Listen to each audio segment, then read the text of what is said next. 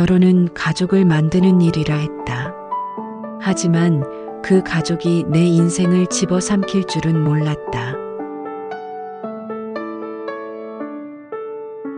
결혼 전 나는 정말 복받은 사람이라고 생각했다. 시부모님은 다정했다. 아버님은 늘 내 손을 꼭 잡고 이렇게 말씀하시곤 했다. 우리 며느리 될 사람 진짜 복이 많다. 우리 집에 와서 얼마나 귀하게 살지 몰라. 어머님은 언제나 나긋나긋했다. 난 진짜 딸처럼 대해줄 거야. 우리 집은 절대 불편하지 않을 거야. 그 눈빛은 따뜻했고 말 한마디 한마디에 진심이 묻어나는 듯 했다. 그리고 남편. 그 사람은 정말 믿음직했다. 똑 부러진 말투, 자신감 넘치는 모습. 내가 무조건 널 지켜줄 거야. 우리 집안 문제는 내가 중재할 테니까 걱정 마. 그 말을 들을 때마다 나도 모르게 고개를 끄덕였다. 이 사람이라면 괜찮겠다. 이 집이라면 진짜 나도 행복할 수 있겠다. 스스로 되새기며 안심했던 순간들이 선명하게 떠오른다. 그런데 결혼 준비할 때부터 조금씩 스치는 불안감이 있었다. 예물 얘기가 나올 때 시어머니의 눈빛이 살짝 바뀌었던 그 순간, 식장 예약 문제로 말이 길어졌을 때 남편이 나 대신 시어머니 쪽 눈치를 보던 그 표정, 그 모든 순간들을 나는 그냥 결혼 스트레스라고 생각했다. 원래 다 이런 거겠지. 지나가면 다 괜찮아질 거야. 스스로를 다독였다. 하지만 지금 생각하면 안다. 그게 아니었다. 그건 분명히 징후였고 나는 그 신호를 애써 외면했다. 결혼식이 끝난 그 순간부터 그들이 약속했던 친딸 같은 며느리는 사라졌다. 자상했던 시부모님의 눈빛은 냉정으로 바뀌었고 믿음직했던 남편은 언제나 중립이란 이름 아래 뒤로 숨었다. 그리고 나는 깨달았다. 결혼은 함께 손잡고 앞으로 걸어가는 게 아니라 누군가는 무릎을 꿇고 누군가는 의자에 앉아 지켜보는 그런 불평등한 싸움일 수도 있다는 걸. 그때 왜 몰랐을까? 아니, 알고 있었으면서도 왜 모른 척 했을까? 돌이켜보면 그게 더 서글프다. 결혼 7년 차, 이젠 늘상 있는 일이 되어버렸다. 명절, 제사, 집안 대소사마다 시댁 쪽에서 출석 확인 연락이 왔다. 이번 주말 큰댁 제사니까 시간 비우는 거 알지? 다음 주는 시할머니 칠순 준비하는 거 알지? 다들 손발 맞춰야 돼. 거기에 시어머니의 당연한 요구. 집 비밀번호 우리끼리 공유해야지. 그래야 급할 때 들락날락하지. 처음엔 그냥 참았다. 결혼은 원래 이런 거라며 나 자신을 세뇌했다. 이게 가족이지. 이 정도는 예의지. 하지만 그건 시작일 뿐이었다. 매일 아침이면 시어머니에게 안부 전화를 하라는 압박. 아침, 점심, 저녁 삼시세끼처럼 챙겨야 했다. 시댁 방문 날이면 더 노골적이었다. 거실 한복판에서 반갑게 맞이하는 시어머니. 하지만 그건 잠깐이었다. 부엌 좀 정리 좀 해줘. 넌 손이 야무지니까. 모든 가족들이 웃고 떠드는 동안 나는 늘 주방에 혼자 있었다. 온갖 재료 다듬고 고기 굽고 국 끓이고 설거지까지. 뒤에서 들리는 속삭임. 요즘 애들은 멀쩡해 보여도 살림은 하나도 몰라. 남편? 거실 소파에 앉아서 형제들과 스포츠 중계를 보며 웃고 있었다. 가끔 내 시선이 닿으면 시큰둥하게 이렇게 말했다. 에이, 엄마 원래 저래. 신경 쓰지 마. 오늘만 참아. 나는 그때마다 속으로 되뇌었다. 오늘만 참아. 이번만 참자. 다음엔 나아지겠지. 그런데 다음은 오지 않았다. 명절은 매년 돌아왔고 제사는 더 늘어났고 집안 행사와 잔치가 끊임없이 생겼다. 남편은 늘 같은 자세였다. 내가 조금만 더 너그럽게 봐줘. 그리고 시댁의 문제는 언제나 내 탓으로 귀결됐다. 너도 좀 부드럽게 하라니까. 넌 너무 딱딱해. 그 말이 제일 서러웠다. 나는 딱딱하게 한 적이 없었다. 그저 버텼을 뿐이었다. 행사만 끝나면 몸살이 났고 며칠씩 골골댔다. 밤에는 답답해서 이불을 끌어안고 울었다. 하지만 부모님께는 차마 말할 수 없었다. 결혼은 다 이런 거야. 괜히 부모님까지 걱정 끼치면 안 돼.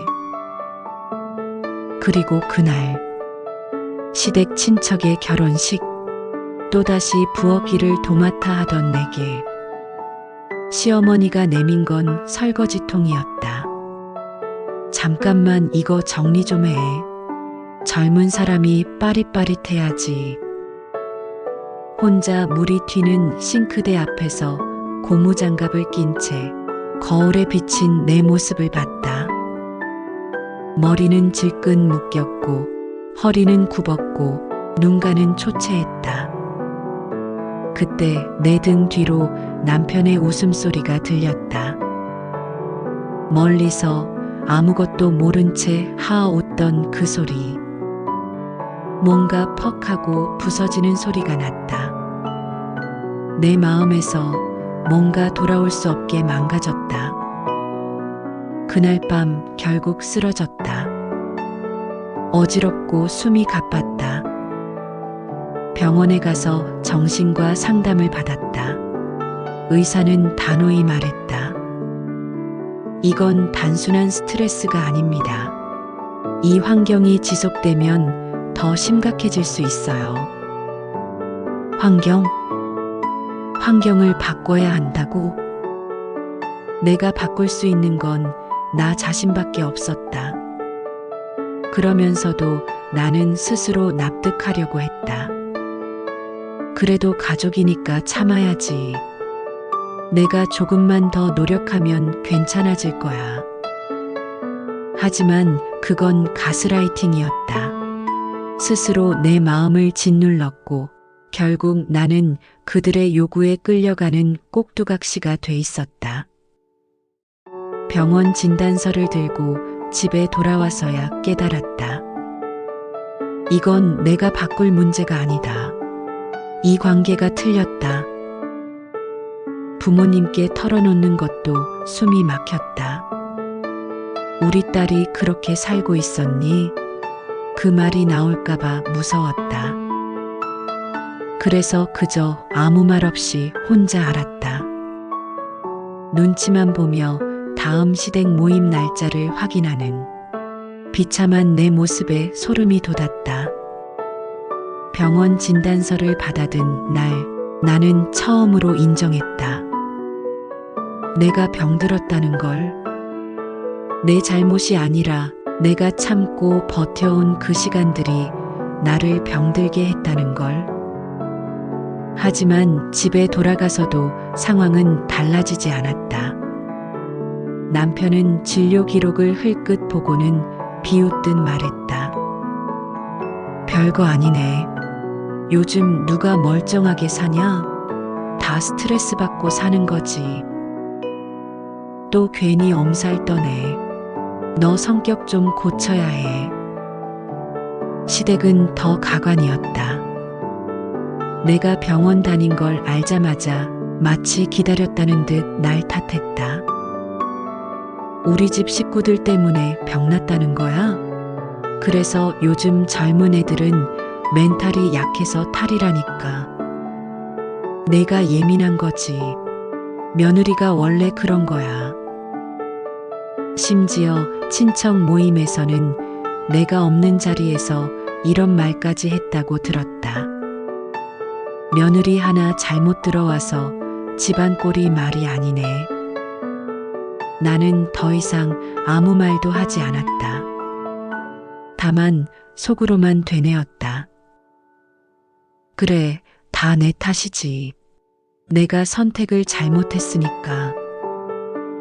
그때부터 내 마음은 점점 얼어붙었다.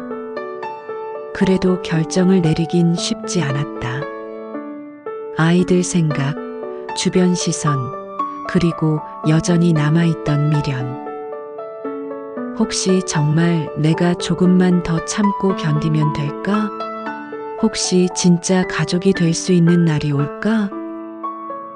하지만 그 희망은 늘 무너졌다.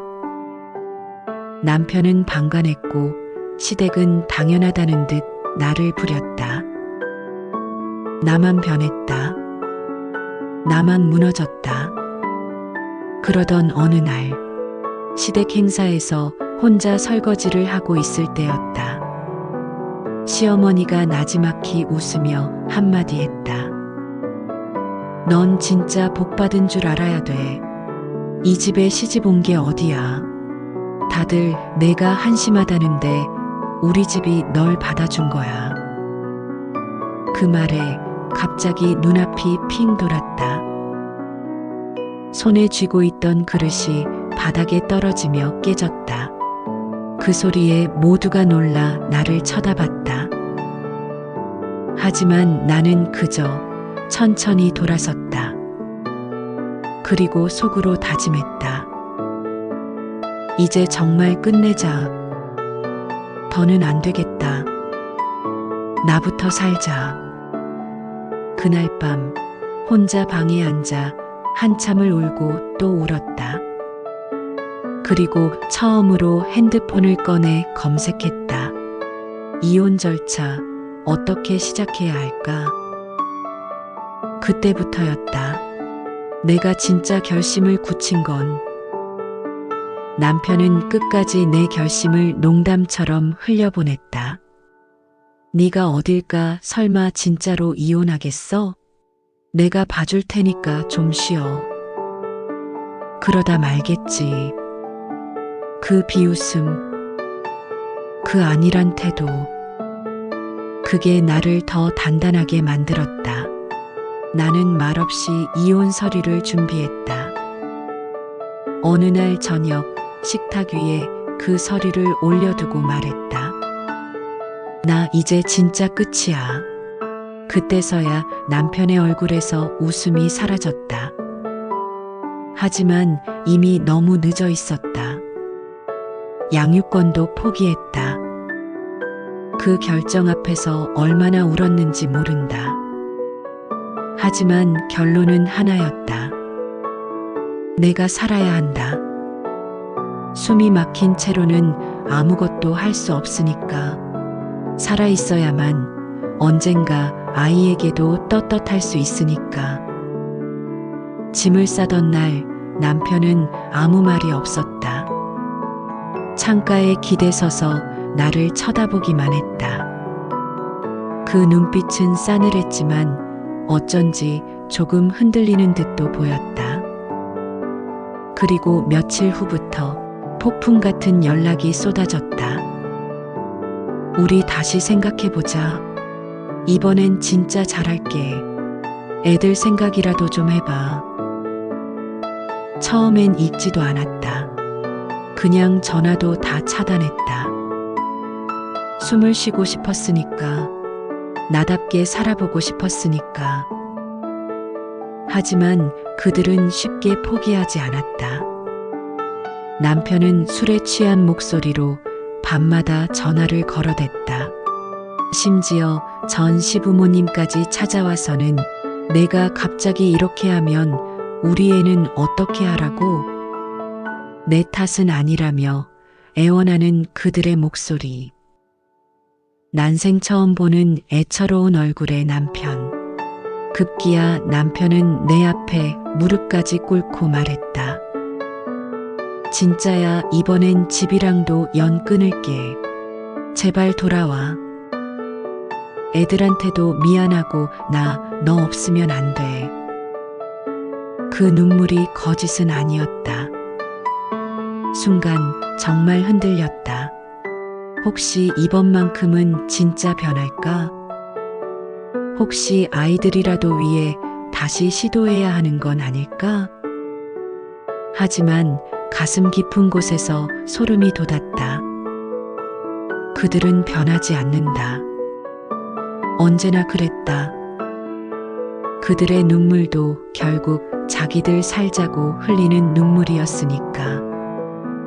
결국 나는 다시 마음을 다잡았다. 이번엔 나를 위해서. 시간이 지나면서 생각보다 더 큰 후련함이 찾아왔다. 물론 트라우마는 쉽게 사라지지 않았다. 밤마다 잠결에 남편의 목소리가 들리는 듯 했고 문자가 울릴 때마다 가슴이 덜컥 내려앉았다. 하지만 매일 조금씩, 아주 조금씩 나는 나로 돌아왔다. 누가 뭐래도 이제 나는 내 인생의 주인이었다. 어느 날 아침 창밖을 보며 커피를 마시던 순간 문득 이런 생각이 들었다. 내가 이렇게도 웃을 수 있었나? 그제야 깨달았다. 그건 단순한 이혼이 아니었다. 진짜 해방이었다. 주변 사람들은 여전히 말했다. 양육권까지 포기하다니 너무한 거 아냐? 그래서 네가 실패자야. 하지만 그 말들이 이제는 아무렇지도 않았다. 나는 매일 아침 거울을 보며 속삭였다. 넌 잘했어. 지옥에서 빠져나온 거야. 혼자도 행복하다. 아니, 오히려 더 자유롭다. 그리고 마지막으로 내 마음속 깊이 새겼다. 지옥이다 싶으면 망설이지 말고 빠져나오자. 아무도 나를 구하지 않는다. 오직 나만이 나를 구할 수 있다. 그렇게 스스로를 토닥이며 나는 아주 천천히 숨을 돌렸다. 처음으로 남편도 시댁도 아닌 나 자신만을 위한 하루가 시작되었다. 아무도 눈치를 주지 않았고 아무도 내 시간에 간섭하지 않았다. 거울을 봤다. 예전엔 늘 힘없이 내려앉던 내 어깨가 조금은 꼿꼿해져 있었다. 아무도 몰라줬지만 나는 안다. 나는 살아남았고 이겨냈다. 고통을 견딘 건 나였고 눈물로 잠든 것도 나였고 결국 문을 열고 나온 것도 나였다. 나는 이제 안다. 결혼이든 가족이든 사랑이든 어떤 이름을 갖다 붙이든 나를 갉아먹는 관계는 결코 아름답지 않다. 그래서 마지막으로 내 마음속 깊이 새겼다. 지옥이다 싶으면 절대 머무르지 말자. 망설이지 말고 두려워하지도 말고. 내 인생을 구할 사람은 오직 나뿐이다. 오늘도 누군가는 여전히 그 지옥 같은 관계 안에서 스스로를 잃어가고 있을지 모른다. 만약 이 영상을 보고 있는 당신이 바로 그 사람이라면 부디 이 말을 기억해 주길 바란다. 당신의 삶은 누구의 것도 아닙니다. 스스로를 구해야만 진짜 삶이 시작됩니다. 견디면 나아질 줄 알았다. 아니었다. 그래서 나는 나를 택했다. 당신의 진짜 이야기를 들려주세요. 댓글로 남겨주시면 다음 사연에 담아드릴게요. 지금까지 막장센터였습니다.